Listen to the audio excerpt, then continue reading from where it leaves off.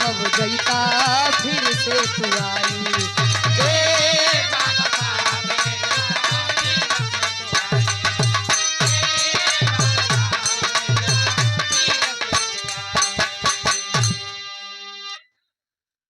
शूद्र आखिर है कौन?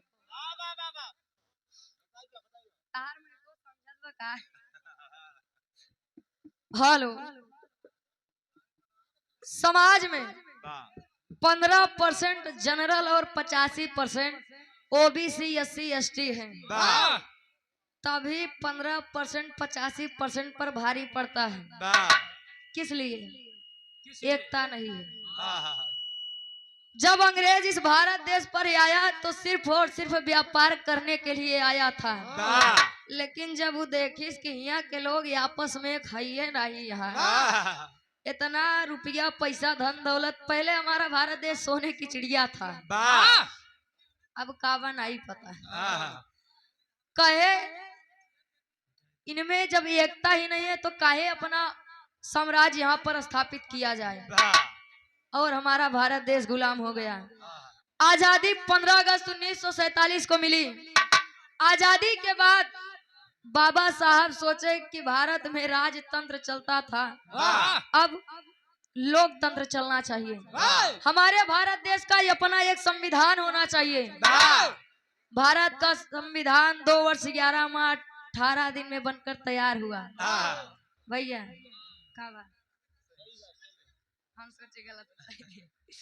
और संविधान को बनाने में 63,96,729 रुपया खर्चा था। पैसा के मालूम कैसे तय रहा? लिखा भारत देश के लोगों को आजादी देने के लिए, उनका अपना हक अधिकार देने के लिए बाबा साहब न जाने कितनी रातें जागे। आदरणीय डॉक्टर BR अम्बेडकर जी नासर संसार को छोड़कर चले गए।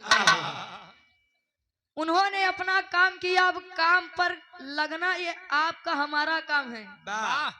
अब एक का क्यों नहीं समझ सकत कि यादव ही तो हम शूद्र न होई, मौर्य ही तो हम शूद्र नहीं। 15% का छोड़ के बाकी सब शूद्र हैं। ओबीसी अपने में परेशान, एससी अपने में परेशान, एसटी अपने में परेशान। ओबीसी वाले अलग, एससी वाले अलग, एसटी वाले अलग। बाकी कितना केहू लगा हुए 15% का छोड़ के सब सुधरे हैं। इसीलिए आप लोग समझिए, जानिए, जागिए।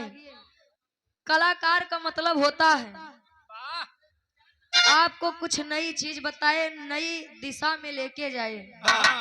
ढेर न बोलब नहीं तो केहू का खराब लग जाए भैया। तो आप लोग समझिए, जागिए। आखिरी में खानदान का परिचय।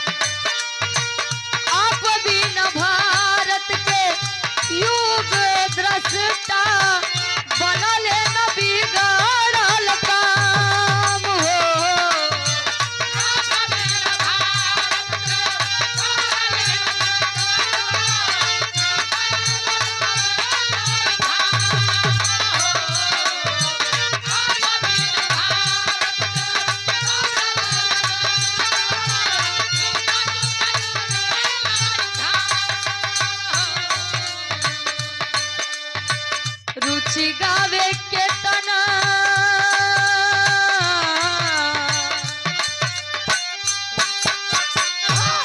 अब रुचि गावे के तना आँख भरी आई